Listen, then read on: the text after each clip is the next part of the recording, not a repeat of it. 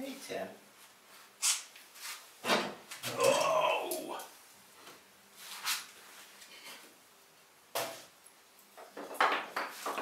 Time to put another log in. Another log in. Hey Tim, what do you think about it? What do you think? Yeah, another log in, folks. Yeah, this is our new t-shirt. Log in. Log in. Hope you like it. Log in. It's on the website. Check it out. We also have another one that's on the website. I'll show it to you. Not going to put it on, but I'll just show it to you. I'll hold it up against myself. Yeah. The Healing Wheel. It's a revolution. The Healing Wheel. It's a revolution. Okay. That and other t-shirts are there on the website. Go check them out if that's what grabs you. T-shirts. Yeah. Hey, thanks for joining us, folks. We are back here in the pottery after a bit of an absence. I know I've been bogged down with, I don't know, wheels and this, that and the other. Yeah, we had a dozen wheels made, of which I've got here in the studio. I've got these two wheels here. One of them, of the dozen that we had, let's see, we had 10 that were kit wheels, and then we had 2 that were finished, completed. I get my carpenter to varnish them and to assemble them. And so yeah, these two, one of them is taken.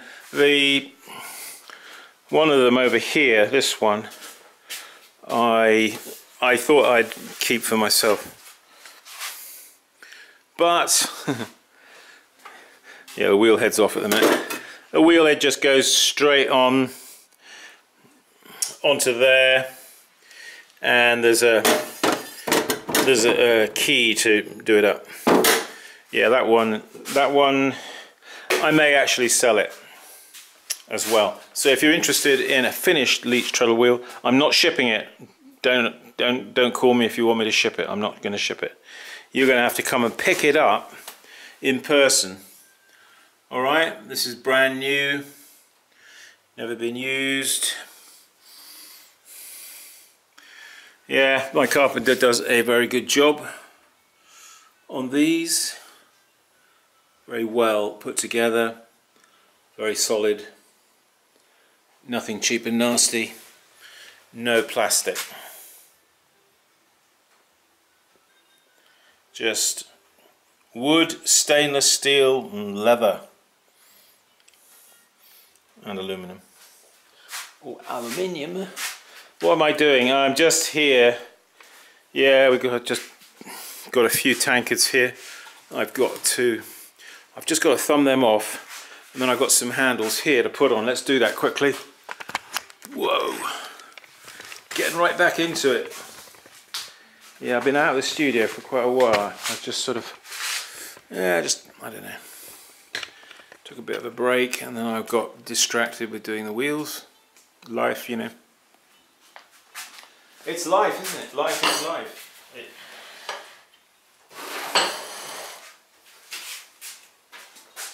So,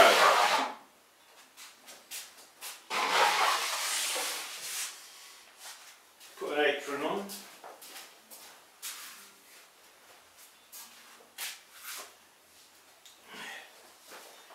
Yeah, I got a bit disjointed this fall because I was supposed to be going down to Texas to do a workshop. And at the last minute they cancelled it. And so, as I was going to be doing that down there in Texas, I didn't have anything planned for here. So I got sort of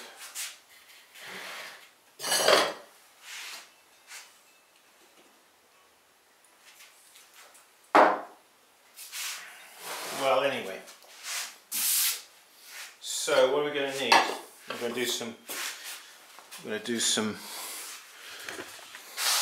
handling. What we're going to need to do is to thumb these guys off. I need a sponge. Sponge.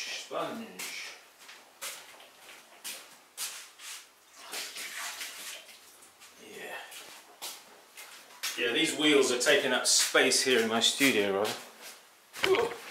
Yeah, so somebody come and buy that wheel, will you? Make it snappy. Alright, so, yeah, when you're going to do thumbing off, it's useful to have a sponge. And I recommend everybody to do this. So you've thrown your pot. You can see here it's got this bevel, right? So that bevel, we make sure in the throwing that we get a bevel on there. So then basically I can just damp my fingers and just rub my thumb around like that, you see. That's literally all that is needed. It's very quick, no trimming. We don't want to be doing a lot of unnecessary trimming. A lot of people, they sort of have the idea in their heads, well, it doesn't matter how well I throw it really, because I can trim it afterwards. That is a really, really unhealthy mental attitude which you need to eradicate immediately.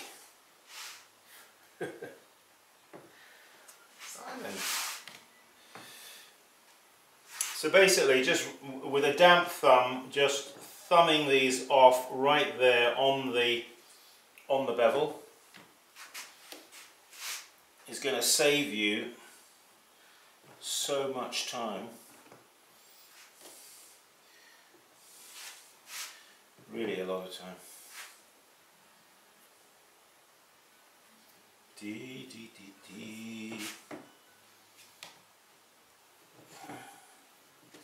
Now if you don't happen to do a good job, particularly of the thumbing off, like occasionally there'll be one where it just, even though I try and thumb it off, it still looks a bit untidy. Occasionally then you can put them back on the wheel head and skim them with a trim tool. You can do that. Better not though, better not to.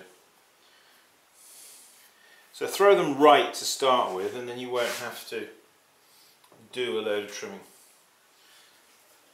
Alright, so we've got a banding wheel here. Are we in the picture? Are we in the picture? Yep, we're in the picture, good. So what you're going to need is a pot of water here.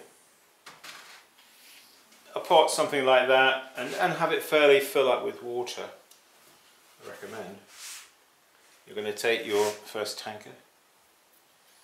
Now, where I place the handle is above where the spiral comes together here, because we use a... Oh Simon, you use a wiggle wire. No, it's not a wiggle wire. Just an ordinary twisted nylon wire, okay? It just so happens that it leaves a pattern, but that's okay. The reason that we use one of those kind of wires is because it breaks the suction underneath the pot. When you cut it off with it going around slowly, you pull through, and that breaks the suction. So when you come to lift it, it glides off the wheel very quickly and very easily. Right, whereas if you had a flat wire that wasn't twisted, it could reseal itself on the wheel again after you had cut it, and then you'd be struggling to lift it off. Alright? Now I've shown people how to make these. There's a video on how to make them. I actually also sell them on my website. And they are only for cutting off on the wheel head. Don't go to your wedging table and start trying to pull through big blocks of clay, you know, using one of these. For that, on the wedging table, you can use one of these, your typical, you know, wire that is too long. That is too long for throwing on the wheel, because you've got to do all this winding business. But that for working on your wedging table is fine for pulling through big blocks of clay. Okay, keep these for your wheel. These are wheel head wire, and you'll notice that one toggle is bigger than the other. The reason for that is that the larger toggle is so it hangs on the inside of your tray of your wheel. Okay, the larger toggle hangs on the inside so it doesn't fall out on the floor. Okay. You see, good tools are thought out a little bit. Alright, let's get on with this. Okay, so as we were saying, there we get that spiral. Right, now just wet your finger, okay, and there's a drop of water that will come down, okay, off the top of your finger, and just with your nail just scratch there like that, you see. And you can scratch right below too. Now a lot of people, myself included at one time, would have said, no, you don't need to scratch down there, and you don't really. But as you're already scratching up here, it doesn't hurt to do it down here, does it? It isn't going to hurt any, and it's only, if anything, it's going to probably make a stronger joint. Okay, so with the knuckle of my thumb here on my right hand, I smack the end of that like that, you see. So that widens the joining area. Now just offer that up to that keyed area there, okay, like that. 2 fingers behind, and just gently push, gently but firmly, and then with the index finger underneath, okay, and the thumb across the top. Okay, now keep it supported, okay, don't let this droop.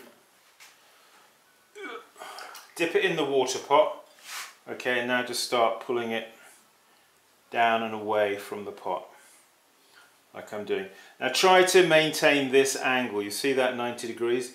Don't let this sort of get all up here in the air like this at a funny angle, because it'll put a strain on the handle at this point at the top. So you want to support that, okay?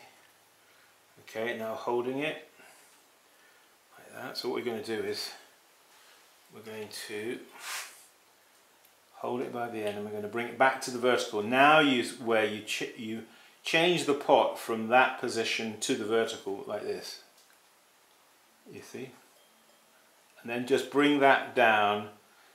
All you need to do is just touch it on there like that. Okay, now just think about the amount of space that you're going to need for your fingers at this stage. Now just at the top here, you can with your thumb and finger just tidy the join, okay, at the top. Now depending on how soft your mug is, you can find that it gets a bit bent out of shape, especially if it's a little bit on the soft side. Don't worry about that too much at this stage. Right, what we're going to do now is here, we're just going to nip that off. And what I do here at the base, I mean, I have for years and years done like a fish tail, but I'm sort of putting the fish tail on the shelf for now. I'm just doing something different. I'm just doing this. So I just round it off like that, and then what I'll do is I'm going to come back to it, and I have a stamp that I push. I wonder if this mug has got that. Yeah, it has. Can you see that there? It's got a little stamp there that I push in.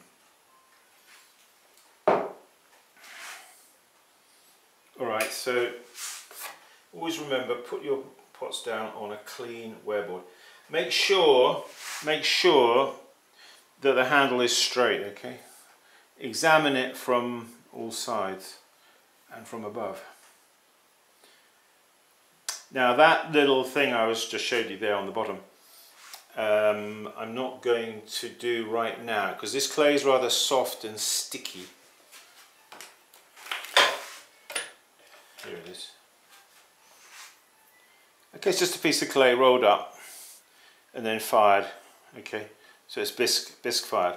We're going to push that in there, but oh, that wasn't clever.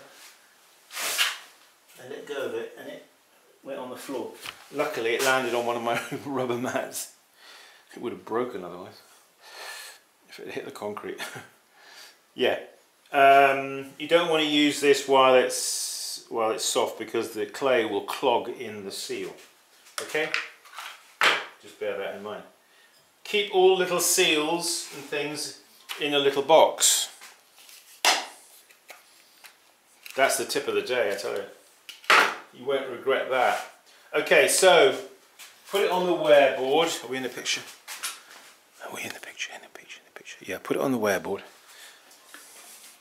And you take your rounder, which is an older yogurt container, and just gently push it in like that. Okay, no force. Okay, just gentle. In fact, you can just leave it there. Well, let's do another one together, shall we? Yes, we'll do another. Yep. Okay, spiral. Okay, right above there, we're going to scratch here, like that. So you create the. See, a lot of people are taught, oh well, we're going to attach a handle, so we're going to need a scratching tool. We're going to need a little pot of slip. Okay. We take the tool and we're going to scratch them, we're going to take the slip. All of that, you see, is extra time, and quite frankly we haven't got that extra time, have we? We're going to get on with it. We're going to do it. Okay, so you take your handle, use your thumb knuckle to widen the end, like that. See what that's doing effectively, it's widening it and giving it extra material here that we can smear in, you see, to make the join. Okay, 2 fingers behind, a little bit of pressure here, firm, gentle but firm, you know what I mean? Gentle but firm. Okay, now with the thumb across the top, just that little bit extra clay, you see, is really useful now when we come to attach the handle.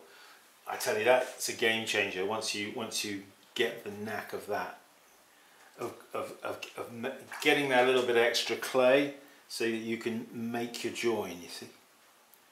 Pulling it down, we pull the handle once, don't we, initially. These were pulled about an hour more ago, and then in the process now of applying the handle, we re-pull the handle, you see, like I'm doing. What this does is it refreshes the handle, slightly moisturizes the handle, and helps the handle to flow when we do the next move, which is this. You see how I did that? Now you need a handle that is soft enough so that it flows, you see, when you bend it down. That's why you do that.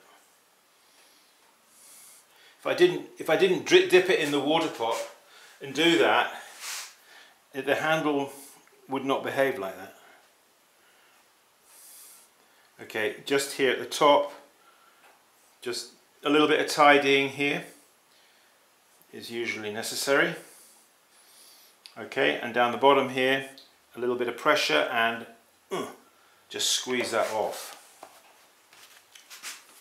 And now here, a little bit of pressure, and I'm making a join here by smoothing it in, you see, in readiness for that little seal I showed you. So check your handle from from the side, like that. I check my handles 3 ways. Firstly, I check it like that, because that gives me a sense of how far the handle is sticking out from the center of the pot, you see. You don't want it sticking way out here. Neither do you want it only sticking out so you can hardly get your fingers in. Okay, so that's the first. Check it there, and then move it like that, so you're facing it. Is it straight? Okay, and then check it from above. And when you check it from above, you'll see that you want the handle to be coming out straight, you see. At the same time, that will show you how out of round the top of the pot may have become in the handling process. Alright, so just take note of those points. And this is a time when you're going to cast your eye over the pot for any little nail nicks. Let's supposing, ooh, oh my gosh, look at that. You see, I've nicked it with my nail. I did it on purpose, but I'm going to show you how to fix it. You get a, sorry camera, hold steady there boy. You get a nail nick like that, and just lick your thumbnail, okay, turn your nail over and just rub it like that, you see. And then just take your finger, lick it, and just, and it's gone. Alright, put him back here on the wear board. Make sure that the actual wear board is clean, because any little scratchy little bits of clay, dried up bits and stuff are going to stick on the bottom of your pot. And then later you will see the little bits of clay there and you will think, ugh, and you will remove the bits of clay and it will leave a little dent in the bottom of the pot.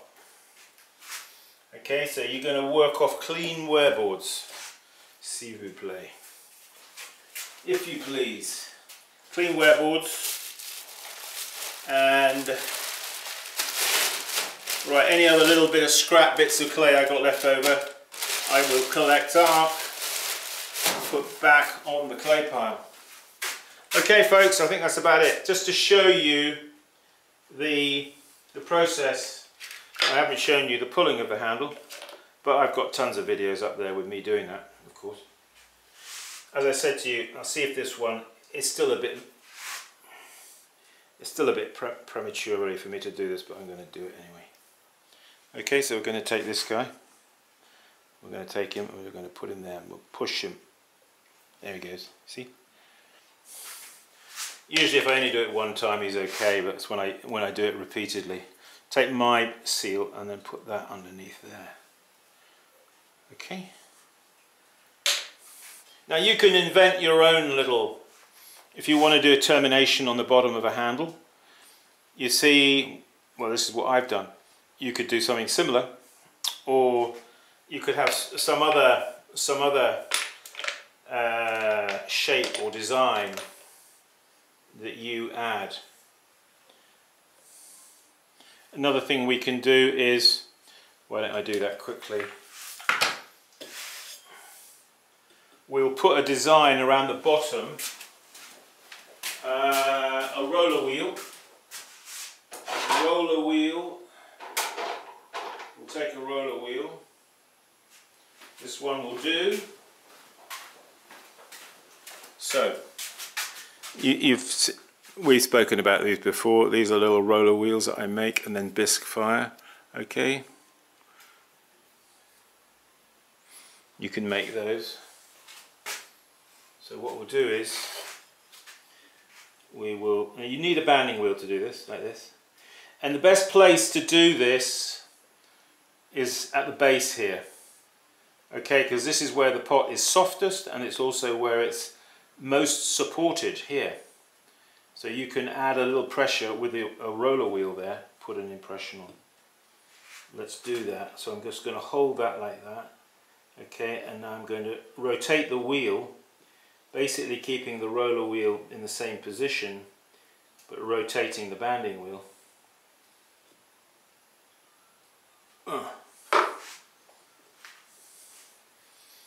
Okay,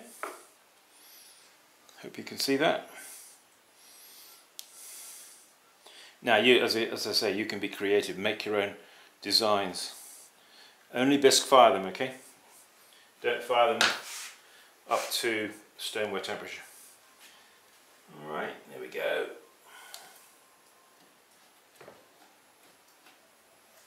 And last but not least, when you've done all of your handling of all of your mugs, or whatever you're doing, what you're going to do is you're going to take a piece of plastic and just, what I call tenting, put a tent of plastic over, okay? You haven't got to tuck it in or anything like that. You don't want to do that because you might interfere with the soft handles. Just tent a bit of plastic over the top, and it'll just slow down the drying, which will prevent cracking. Just be aware of cracking, you know, when putting on handles. Alright folks, thanks for joining us. Another day in the clay, another login. Remember the t-shirts if that grabs you, and if you need some tools, we've got to get some more pots up there on the website, of course. Always got to do that, haven't we? Yeah. So that involves a little bit of photography and all that caper. But yeah, if you have any questions, write to me. SimonLeachPottery.com, Simon Leach pottery@gmail.com rather. If you have a question, if you have a photograph you want to send me of something you're working on or you're doing, if you have a kiln question, a lot of people write to me with kiln questions, who wants some advice about a kiln, feel free to write to me. Better always people who write to me with kiln questions. Send me a few images of your kiln. Some people have old kilns they want to convert, you know, into gas kilns from electric kilns, and they want me to. They go into a lot of wordy explanation and want my opinion on. But I always say, just send me some images of your kiln or what you've done, and then I can have a look to see, and then it's a lot easier to see from a picture, you know, what needs doing. So yeah, it's quite easy to convert an old electric kiln into a propane downdraft, high fire gas kiln. Really, you know, everybody should be doing it, quite honestly. Who can, you know, who wants to, of course. Not if you don't want to. Yeah. But anyway, you know, I mean, you can get some, you know, you get some, the kind of colours you can get, you know, it's got clay on it, are much more, much nicer, I think, much more appealing with high fire reduction firing, which is what we do here, reduction firing.